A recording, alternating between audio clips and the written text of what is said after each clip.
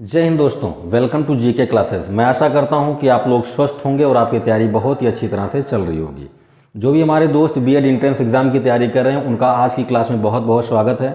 दोस्तों, आज की क्लास में हम लोग पढ़ेंगे भौतिक विज्ञान और भौतिक विज्ञान में हम लोग यांत्रिकी के बारे में बात करेंगे। यांत्रिकी में हम लोग चैप्टर पढ़ रहे हैं सरल रेखा में गति।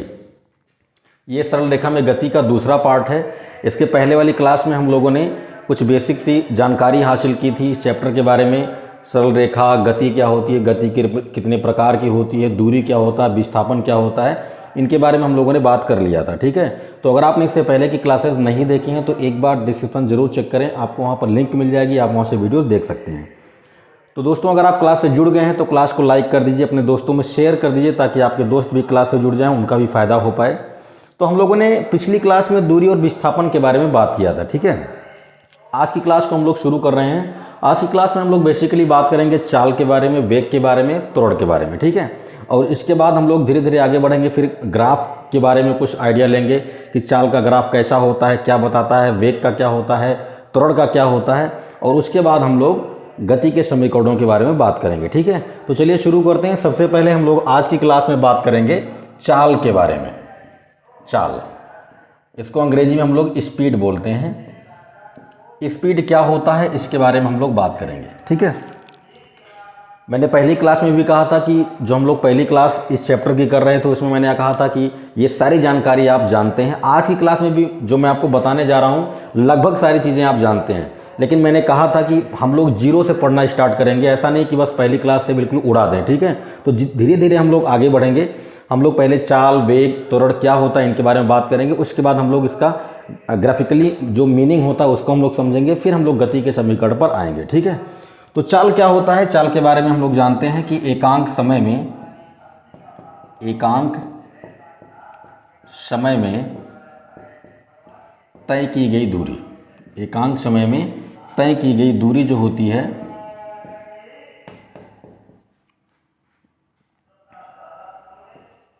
उसे हम लोग चाल कहते हैं। एकांक समय में तय की गई दूरी क्या कहलाती है? चाल कहलाती है। ठीक है, एकांक का मतलब आप समझ पा रहे हैं। एकांक का मतलब होता है एक, है ना, 1 सेकंड में, 1 मिनट में, 1 घंटे में, जहाँ भी एकांक शब्द का प्रयोग होगा उसका मतलब एक होता है। तो एकांक समय में जितनी दूरी आप तय करेंगे, है ना, वही क्या कहलाएगी? चाल कहलाएगी। ठीक है, हम कह दें कि यदि टी समय में, है ना, यदि हम टी समय में यश दूरी तय करते हैं, टी समय में यश दूरी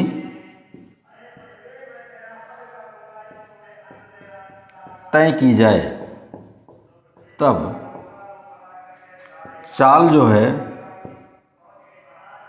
वो हो जाएगी, चाल B बराबर हो जाएगी S/T। क्योंकि हम जानते हैं कि चाल बराबर क्या होता है, मैं यहाँ पर लिख देता हूँ। चाल बराबर होता है दूरी बटा समय। क्या होता भैया? दूरी बटा समय। ठीक है, मतलब जैसे जैसे समय बढ़ेगा वैसे वैसे दूरी बढ़ेगी। मतलब दूरी जो होती है वो समय पर निर्भर करती है।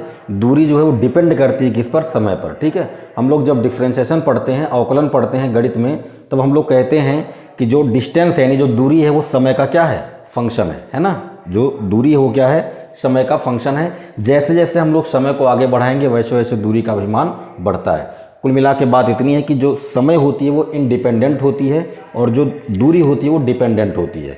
समय को कोई रोक नहीं सकता, कोई पकड़ नहीं सकता, मतलब ये स्वतंत्र है। तो ये जो समय है ये स्वतंत्र होता है और दूरी जो है वो परतंत्र होता है, मतलब समय पर निर्भर करता है। वैसे चाल बराबर दूरी बटी समय की जब हम लोग बात करते हैं तो दूरी और समय दोनों ही चर राशियाँ होती हैं और समय जो है वो बिल्कुल स्वतंत्र होती है, ये किसी पर निर्भर नहीं करती है। दूरी जो है वो समय पर निर्भर करती है, इसीलिए हम इसको बोलते हैं इंडिपेंडेंट वेरिएबल और इसको बोलते हैं डिपेंडेंट वेरिएबल। ये अवकलन में जब हम लोग मैथमेटिक्स में डिफरेंशिएशन पढ़ते हैं तो उसमें हम लोग ये कॉन्सेप्ट बनाते हैं। फिलहाल हम लोग अभी फिजिक्स पढ़ रहे हैं, तो फिजिक्स में हमको इतनी जानकारी चाहिए कि जो चाल होती है वो दूरी बटा समय होती है। समय को बढ़ाओगे तो दूरी बढ़ती हुई जाएगी। ठीक है, यानी चाल बराबर दूरी बटा समय होता है। ठीक है, मात्रक की बात कर लेते हैं। मात्रक, तो मात्रक की अगर हम बात करें तो मात्रक इसका होता है मीटर प्रति सेकंड। क्या होता भैया? मीटर प्रति सेकंड होता है। अगर राशि की बात करें, ये कौन सी राशि होती है? तो चाल जो है वो अदिश राशि होती है। कौन सी राशि होती है भैया? अदिश राशि होती है। ठीक है, तो इतनी बातें आपको चाल के बारे में आइडिया होना चाहिए। ठीक है, कि मात्रक मीटर पर सेकंड होता है। ये जो मैंने मीटर पर सेकंड मात्रक लिखा है ये SI पद्धति में है। किस में है? SI पद्धति में। अगर CGS पद्धति में हम बात करेंगे तो ये सेंटीमीटर पर सेकंड हो जाएगा। ठीक है, और ये अदिश राशि होती है। ठीक है, अब इसी में चाल को हम दो भागों में बांटते हैं। एक होता है आपका औसत चाल। ठीक है, एक होता है आपका औसत चाल, इसको हम अंग्रेजी में बोलते हैं average velocity, sorry average speed. Velocity तो वेग को बोलेंगे, एवरेज स्पीड। ये क्या होता है? सीधा सीधा इसमें डेफिनेशन ज़्यादा लिखने की ज़रूरत नहीं है। हम जब औसत चाल की बात करते हैं, औसत चाल को हम लोग माध्य चाल भी कहते हैं। ठीक है, औसत चाल को हम लोग माध्य चाल भी बोलते हैं। तो इन दोनों नामों से आप इसे जानेंगे। होता क्या है? औसत चाल बराबर होता है कुल दूरी बटे में कुल समय। कुल दूरी बटे में कितना? कुल समय, ये होता है। ठीक है, जैसे मान लीजिए कि कोई वस्तु है जो एक घंटे में 40 किलोमीटर चलता है, और कोई दूसरा वस्तु है जो 2 घंटे में आपका चलता है मान लीजिए 50 किलोमीटर। ठीक है, तो अगर हमें औसत चाल निकालनी है तो हम पहले क्या करेंगे? हम देखेंगे कि 1 घंटे में 40 चला है और 2 घंटे में कितना चला? 50 चला। तो हमें कुल दूरी पता होना चाहिए। तो कुल दूरी कितना चला? 50 और 40 कितना हो गया? दोनों को जोड़ लो, 90 किलोमीटर कुल चला है। तो ये कुल दूरी हो गई। और कुल समय कितना हुआ? समय को जोड़ लो, समय कुल हो गया 3 घंटा। तो बस ये दूरी पता चल गई, ये समय पता चल गई। तो औसत चाल निकाल सकते हो। कुल दूरी बटे में कुल समय काट दोगे तो आपको मिलेगा 30 किलोमीटर प्रति घंटा। यानी जो वस्तु है वो 30 किलोमीटर प्रति घंटा की रफ्तार से चल रही है, यानी 30 किलोमीटर प्रति घंटा की चाल से चल रही है। ठीक है, तो ये हो गया औसत चाल। अब इसी में एक होता है आपका तात्क्षणिक चाल या तात्कालिक चाल, उसको भी समझ लेते हैं। ठीक है, उसको भी समझ लेते हैं। तात्क्षणिक या तात्कालिक चाल, इसको हम लोग अंग्रेजी में बोलते हैं इंस्टेंटेनियस।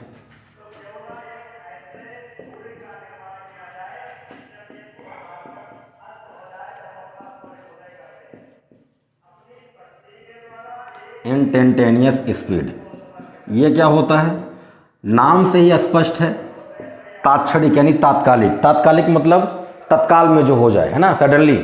तो कहने का मतलब यह है कि जब भी तात्कालिक की बात होगी तो समय जो होगा वो बहुत अल्पतम होगा, बहुत छोटा होगा। ठीक है, तो यहाँ मैं बोलता हूँ कि यदि समय डेल्टा टी टेंस टू क्या हो? 0 हो। अब डेल्टा टी टेंस टू 0 मैंने क्यों कहा?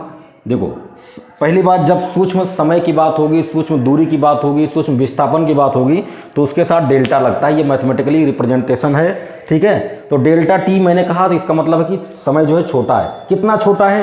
Tense to 0। टेंस टू 0 का मतलब है इतना छोटा है कि 0 की ओर है। 0 की ओर है लेकिन 0 नहीं है। मतलब ऐसा समझ सकते हैं आप, 0 जो है आपका उससे थोड़ा सा ज़्यादा है। मतलब जो आपका डेल्टा टी है वो कितना हो सकता है? 0.00001 सेकेंड हो सकता है। मतलब कुल मिला के इतना है कि जो समय है वो बहुत कम है, बहुत कम है।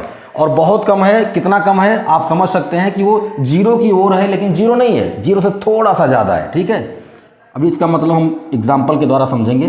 तो यदि समय डेल्टा टी टेंस टू 0 हो तब जो चाल होगा उसे हम लोग v इक्वल टू लिखेंगे।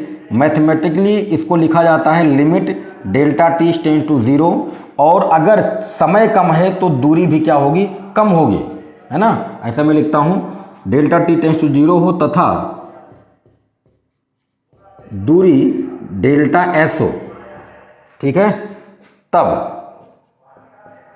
अगर समय बहुत कम है और दूरी बहुत कम है, बहुत कम समय में कम दूरी तय की जा रही है, तब जो चाल होगी उसको हम बोलेंगे तात्क्षणिक चाल। और तब v इक्वल टू लिखते हैं limit delta T tends to 0 और delta S upon delta t लिखा जाता है। ठीक, इसमें इसको हम लोग एक तरीके से और लिखते हैं। जब हम लोग क्या करते हैं, जब हम लोग इस लिमिट को हटाते हैं तो इसको हम लोग दूसरा नोटेशन देते हैं और इसको हम लोग लिखते हैं v equal to d s by d t. ये मैथमेटिकली हम लोग तात्क्षणिक चाल को इस तरह से लिखते हैं। ये मैथमेटिकली इस तरह से हम नोटेशन देते हैं तात्कालिक चाल को यानी तात्क्षणिक चाल को। एक बार फिर से मैं आपको बता दूं, तात्कालिक चाल जो होता है वो कम समय में तय की गई कम दूरी के बारे में बात करता है। कम समय मतलब बहुत ही कम समय में, अल्प समय में अगर दूरी क्या हो बढ़ जाए, यानी अल्प समय में अगर दूरी में परिवर्तन हो जाए तो वही आपकी तात्क्षणिक चाल यानी तात्कालिक चाल कहलाएगी। इसको हम लिखते हैं limit delta T tends to 0 delta S by delta T. जहाँ भी डेल्टा लगेगा वहाँ समझ जाइएगा कि जो राशि हो बहुत छोटी है, ठीक है। अगर हम लिमिट को हटाएंगे तो इसको इस तरह से लिखेंगे। अब इसको एग्जाम्पल के द्वारा हम समझते हैं कि एग्जाम्पल के द्वारा हम लोग कैसे समझ सकते हैं। मान लीजिए कि आप गाड़ी चला रहे थे और आपके गाड़ी की स्पीड जो है वो 40 किलोमीटर प्रति घंटा है। मोटरसाइकिल आप चला रहे हैं 40 किलोमीटर प्रति घंटा की चाल से, ठीक है। आप क्या करते हो, अचानक से 2 सेकंड में ही आपकी स्पीड, समय कितना लिया मैंने, समय लिया या 2 सेकंड, और आपकी स्पीड मान लो 80 किलोमीटर प्रति घंटा हो गई। हालांकि ऐसा पॉसिबल नहीं है, ठीक है, लेकिन रेसर गाड़ी बहुत सारी आती हैं तो उसमें पॉसिबल हो सकता है। आप 40 किलोमीटर प्रति घंटा की रफ्तार से चल रहे थे और अचानक 2 सेकंड में आपकी स्पीड कितनी हो गई, 80 हो गई। तो बहुत ही कम समय में आपने दूरी में क्या कर दिया, परिवर्तन कर दिया। बहुत ही कम समय में अगर दूरी में परिवर्तन हो जाए तो वो जो चाल होगी वो क्या होगी, तात्क्षणिक चाल होगी। हम लोग अचानक से बढ़ा दें गाड़ी की स्पीड तो वो हो जाएगी आपकी तात्क्षणिक चाल, ठीक है। तो इतनी बातें आपको समझनी है। चाल अदिश राशि होती है। अदिश की जहाँ भी बात की जाएगी वहाँ समझ जाइए कि दिशा का कोई भी ज्ञान नहीं होगा, इसमें दिशा के बारे में कोई आइडिया नहीं होगा। चाल बराबर दूरी बटा समय होता है। औसत चाल मतलब कुल दूरी बटा कुल समय होता है। तात्क्षणिक चाल जो होता है वो delta S by delta T होता है, लिमिट के साथ में, मतलब डेल्टा टी जो समय है वो बहुत अल्प है, बहुत छोटा है, यानी इसको हम लोग D s by d T भी लिखते हैं, ठीक है। इतनी सी बेसिक जानकारी चाल के बारे में आपको होनी चाहिए। एक बार आप स्क्रीनशॉट ले लीजिए, उसके बाद हम लोग आगे बढ़ेंगे और वेग के बारे में बात करेंगे। तो चाल को हमने समझ लिया, ठीक है, और इतना तो आप जानते ही हैं, इतना इस विश्वास के साथ मैं आपको पढ़ा रहा हूँ कि चाल वेग के बारे में तो आप जानते हैं। लेकिन मैंने कहा ना कि हम लोग चैप्टर की शुरुआत किए हैं तो बेसिक चीज़ें जो हैं उनको हम लोग साथ में लेके चलेंगे और उसके बाद हम लोग आगे बढ़ेंगे। वेग की बात करते हैं। वेग अंग्रेजी में बोलते हैं वेलोसिटी। वेलोसिटी ये क्या होता है, एकांक समय में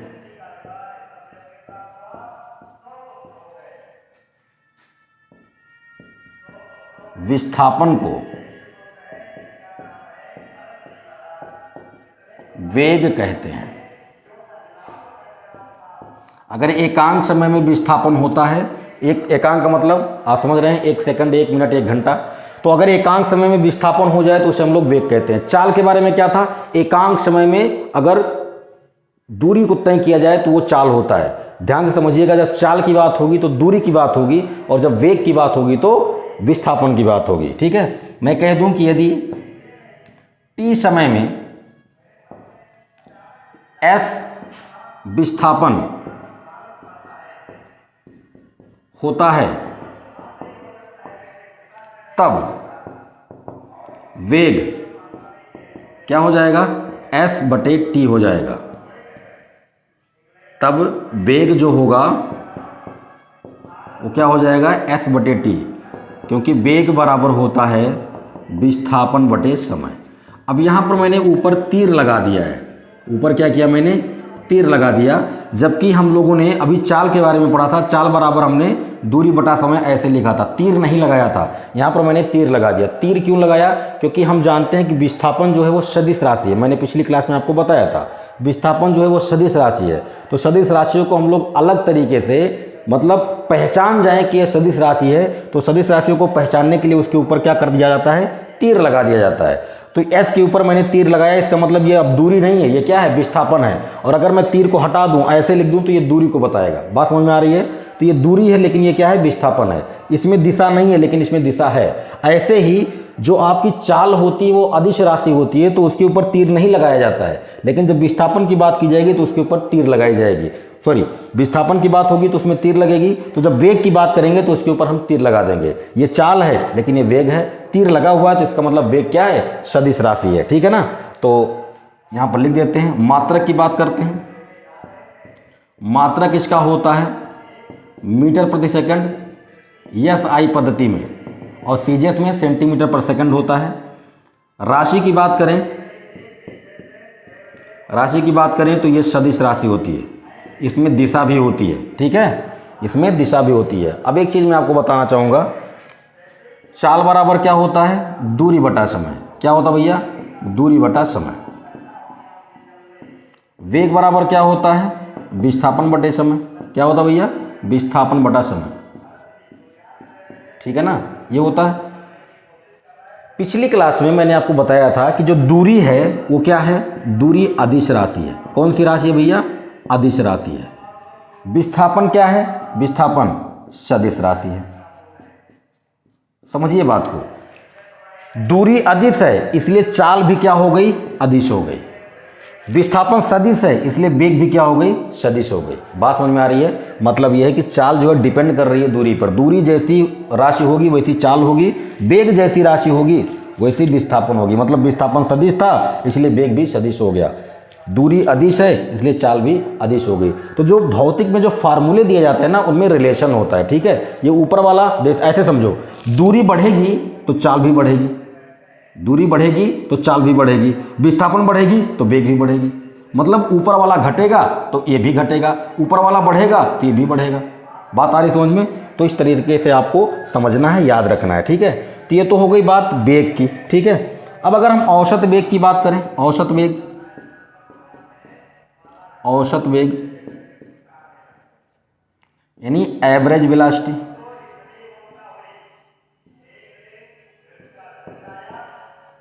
एवरेज वेलोसिटी की बात करें तो कहते हैं कि औसत वेग जो होता है, औसत वेग को हम लोग माध्य वेग भी कहते हैं, औसत वेग को हम लोग माध्य वेग भी कहते हैं।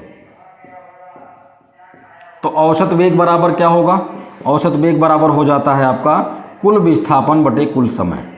कुल विस्थापन बटे में कुल समय, ठीक है ना। जैसे औसत चाल था वैसे ही औसत वेग होता है। इसी में अगला आता है आपका तात्क्षणिक वेग।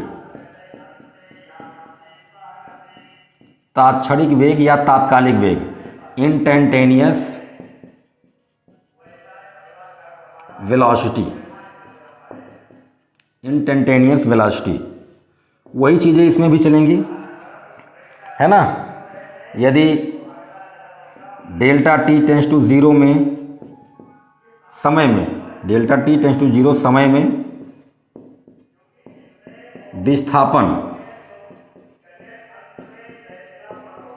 डेल्टा एस हो, तब का जो तात्क्षणिक वेग होगा वो हो जाएगा limit delta T tends to zero delta S upon delta T.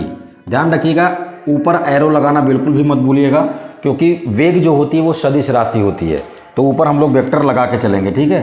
अब इसी को हम लोग ऐसा भी लिखते हैं, लिख देंगे v इक्वल टू क्या, लिमिट को हटाएंगे तो डेल्टा बन जाएगा ds, तो ds बटे क्या हो गया, dt हो गया। ये आपको याद रखना है, ठीक है। तो वेग जो होती है वो विस्थापन बटे समय होती है, ये सदिश राशि है, मात्रक मीटर पर सेकंड होता है SI।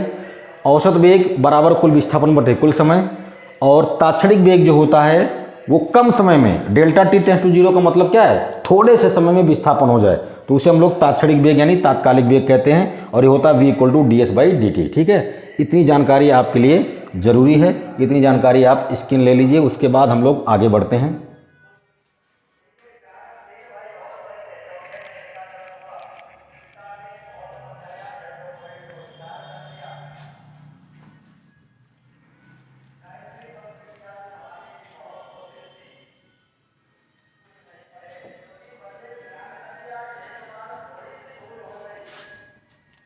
अब हमने वेग के बारे में तो पढ़ लिया। वेग को हम दो भागों में बांटते हैं, एक कहते हैं एक समान वेग, एक क्या बोलते हैं, एक समान वेग। ऐसे ही एक समान चाल भी होता है। एक समान वेग मतलब यूनिफॉर्म वेलोसिटी। यूनिफॉर्म वेलोसिटी क्या होगी भैया, यूनिफॉर्म वेलोसिटी के बारे में बोलते हैं कि यदि समान समय में, यदि समान समय में समान विस्थापन हो, यदि समान समय में समान विस्थापन हो, तब वस्तु का वेग एक समान वेग कहलाता है, एक समान वेग कहलाता है। अगर एक समान समय में समान विस्थापन हो रहा है तो उसे हम लोग बोलेंगे एक समान वेग। जैसे मान लीजिए कि कोई वस्तु है 1 सेकंड में उसमें विस्थापन 5 मीटर का हो रहा है, 2 सेकंड में उसमें विस्थापन 10 मीटर का हो रहा है, 3 सेकंड में उसमें विस्थापन 15 मीटर का हो रहा है।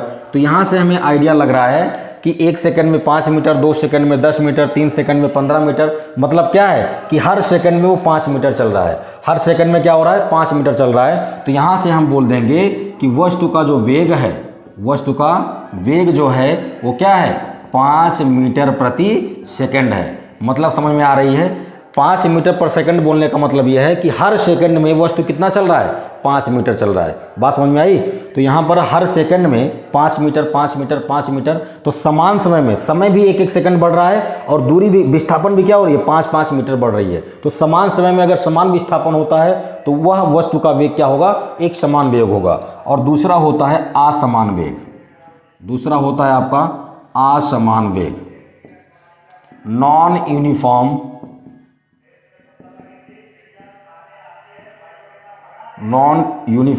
वेलोसिटी। नॉन यूनिफॉर्म वेलोसिटी क्या होती है, इसका उल्टा, यदि समान समय में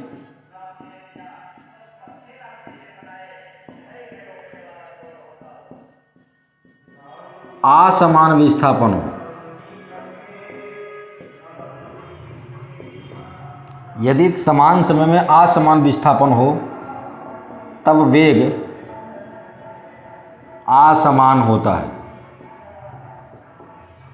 असमान होता है। ठीक है ना।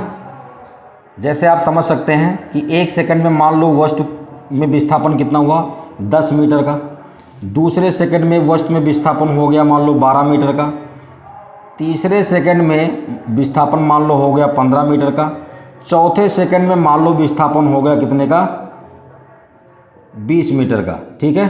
तो आप देख सकते हैं समय जो है 1 सेकंड 1 सेकंड 1 सेकंड बढ़ रहा है। पहले 1 सेकंड था, फिर 2, फिर 3, फिर 4, समय तो 1-1 सेकंड बढ़ रहा है। लेकिन विस्थापन की बात करें तो पहले 10 था, फिर 12 हुआ, मतलब यहाँ पर 2 मीटर बढ़ा, फिर आगे हुआ 15 यानी 3 मीटर बढ़ा, फिर आगे हो गया 20 यानी 5 मीटर बढ़ा। तो समय तो समान चल रहा है 1-1 सेकंड, लेकिन जो विस्थापन है वो अलग अलग हो रहा है। पहले 2 मीटर बढ़ा, फिर 3 मीटर, फिर 5 मीटर। तो अगर समान समय में असमान विस्थापन होगा तो उस वेग को हम लोग बोलेंगे असमान वेग। ठीक है, स्क्रीनशॉट ले लीजिए, फिर हम लोग आगे बढ़ते हैं।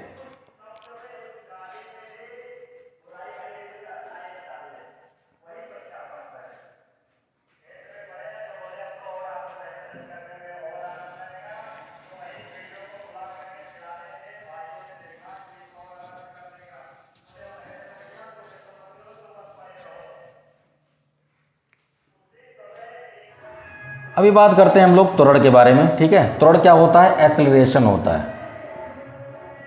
एक्सेलरेशन, जो हम लोग गाड़ी चलाते हैं, मोटरसाइकिल चलाते हैं, कार चलाते हैं, बस चलाते हैं, हम लोग क्या करते हैं, गाड़ी के वेग को बढ़ाने के लिए एक्सीलरेटर को दबाते हैं या खींचते हैं। तो जो एक्सीलरेटर शब्द आया हुआ वो यहीं से निकल के आया हुआ है, एक्सेलरेशन से।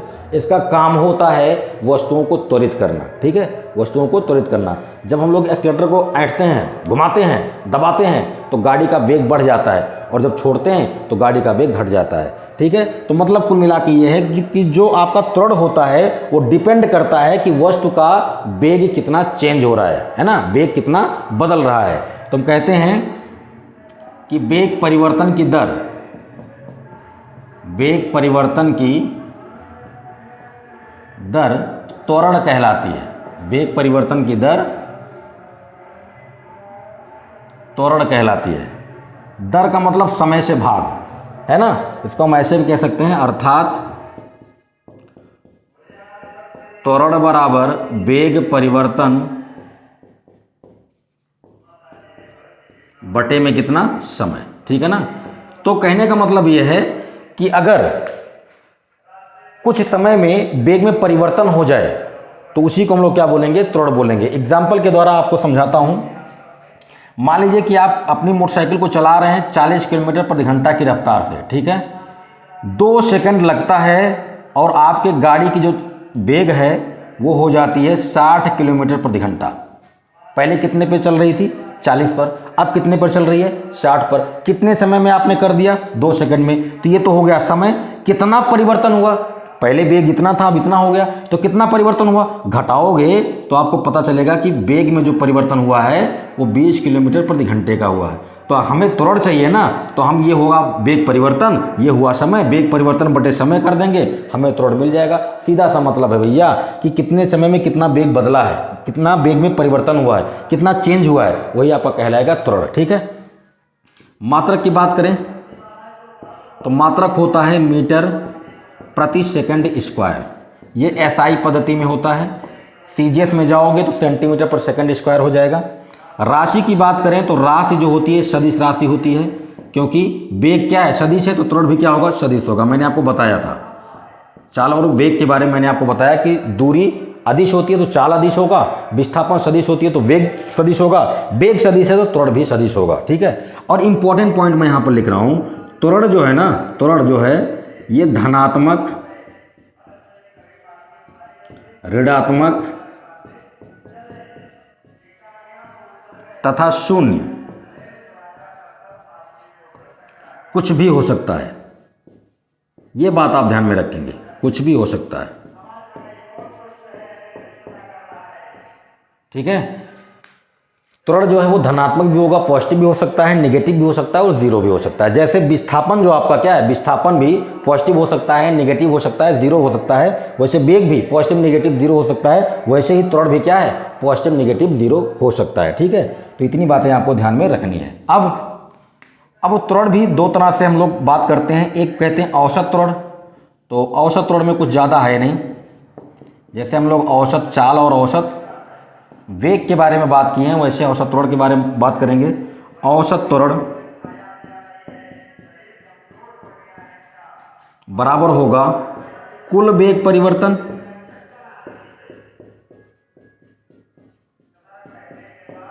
बटे में कुल समय। कुल कितने समय में वेग में परिवर्तन हुआ है, कुल कितने समय में कुल वेग परिवर्तन हुआ, वही क्या कहलाएगा? औसत त्वरण कहलाएगा। अब एक है तात्क्षणिक त्वरण, इंस्टेंटेनियस एक्सीलरेशन। ये क्या होता है? कहते हैं कि यदि डेल्टा टी टेंड्स टू 0 समय में डेल्टा वी वेग परिवर्तन हो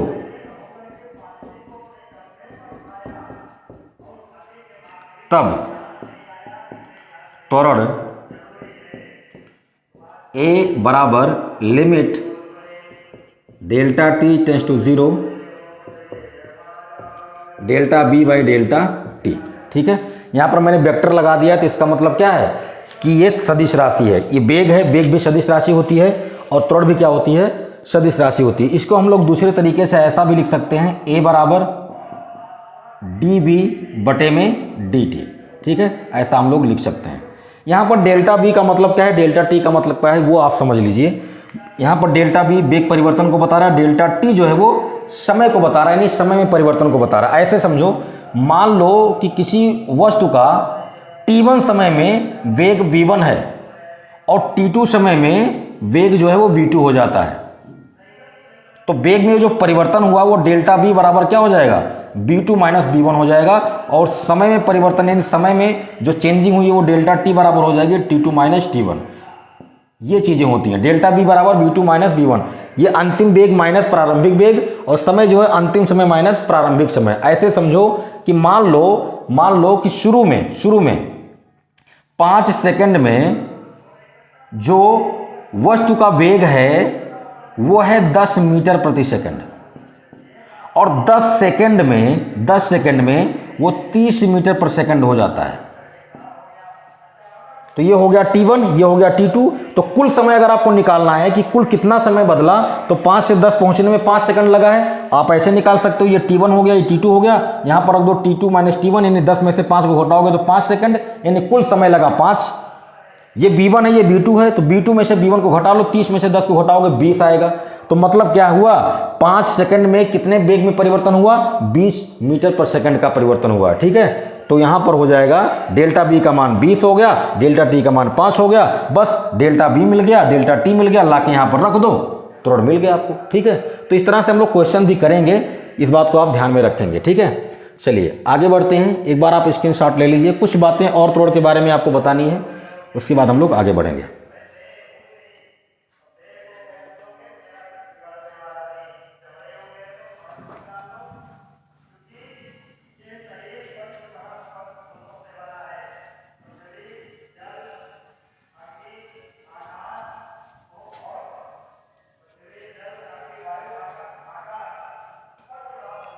अब बात करेंगे एक समान त्वरण के बारे में। एक समान त्वरण, जैसे हम लोगों ने एक समान वेग और असमान वेग के बारे में बात किया था, वैसे एक समान त्वरण और असमान त्वरण के बारे में बात करेंगे। तो बोलते हैं कि समान समय अंतराल में, समान समय अंतराल में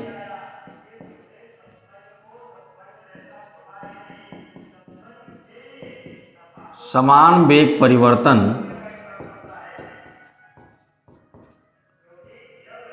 समान समय में समान वेग परिवर्तन एक समान त्वरण कहलाता है।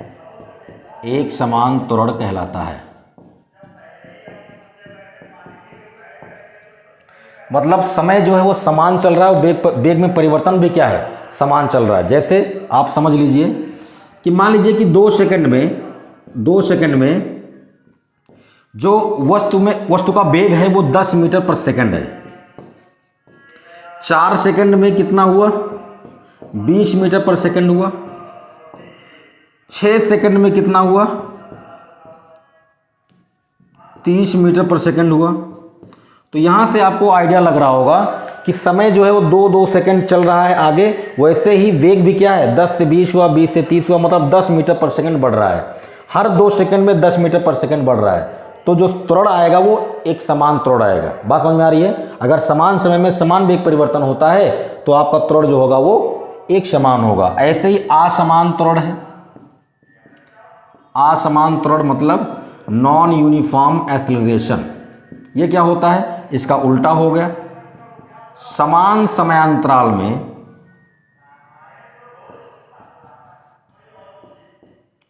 समान समयांतराल में वेग परिवर्तन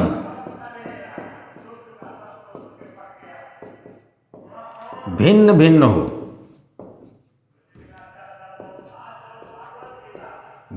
हो तब त्वरण असमान होता है। अगर समान समय अंतराल में वेग परिवर्तन जो है वो अलग अलग है, अलग अलग वेग में परिवर्तन हो रहा है, तो उस प्रकार के त्वरण को हम लोग असमान त्वरण कहते हैं। इसी एग्जाम्पल को हम लोग ऐसा कह सकते हैं कि 2 सेकंड में जो वस्तु का वेग है वो मान लो 10 मीटर पर सेकंड है। 4 सेकंड में वस्तु का वेग 20 मीटर पर सेकंड हो जाता है। 6 सेकंड में वस्तु का वेग 40 मीटर पर सेकंड हो जाता है। 8 सेकंड में वस्तु का वेग 90 मीटर पर सेकंड हो जाता है। तो आप यहाँ पर देख सकते हैं कि समय जो है वो 2 से 4 हुआ, 4 से 6 हुआ, 6 से 8 हुआ, मतलब समय जो है 2-2 सेकंड बढ़ रहा है, लेकिन वेग में परिवर्तन जो है वो एक समान नहीं, अलग अलग हो रहा है। जैसे यहाँ पर 10 से 20 हुआ तो यहाँ पर वेग में परिवर्तन 10 मीटर पर सेकंड का है, लेकिन यहाँ पर 20 से 40 हो गया, वेग में परिवर्तन 20 मीटर पर सेकंड का है। फिर यहाँ 40 से 90 हो गया, यानी 50 मीटर पर सेकंड का हो गया। समय तो समान है लेकिन वेग में परिवर्तन अलग अलग है। ऐसे त्वरण को हम लोग असमान त्वरण कहते हैं। ठीक है, तो दोस्तों आज की क्लास में हम लोगों ने चाल के बारे में बात किया, वेग के बारे में बात किया और त्वरण के बारे में बात किया। ठीक है, मैं आशा करता हूं कि ये सारी बातें आप पहले से ही जानते थे। नहीं भी जानते थे तो आज आपने इन सारी चीज़ों को समझ लिया। अब हम लोग नेक्स्ट क्लास में ग्राफ वाली बात को समझेंगे। कुछ चीज़ें होती हैं जैसे समय विस्थापन ग्राफ क्या कहता है, समय वेग ग्राफ क्या कहता है, उस ग्राफ को समझेंगे। अगर ग्राफ से रिलेटेड कोई प्रॉब्लम आती है तो उनको हम लोग कैसे सॉल्व करेंगे वो हम लोग सीखेंगे। उसके बाद हम लोग गति के समीकरणों पर आएंगे और ये चैप्टर आपका खत्म हो जाएगा। ठीक है, तो आज की क्लास आपको कैसी लगी कमेंट के माध्यम से ज़रूर बताएं। क्लास को अपने दोस्तों में शेयर कर दीजिए ताकि आपके दोस्तों का भी फ़ायदा हो पाए। और अगर आपने अभी तक क्लास को लाइक नहीं किया तो कर दीजिए। चैनल पर नए हैं तो सब्सक्राइब कीजिए, बेल आइकन को प्रेस कर दीजिए, ऑल पर क्लिक कर दीजिए ताकि आपको क्लासेस मिलती रहें। मिलते हैं अगली क्लास में, अपना ख्याल रखें। जय हिंद।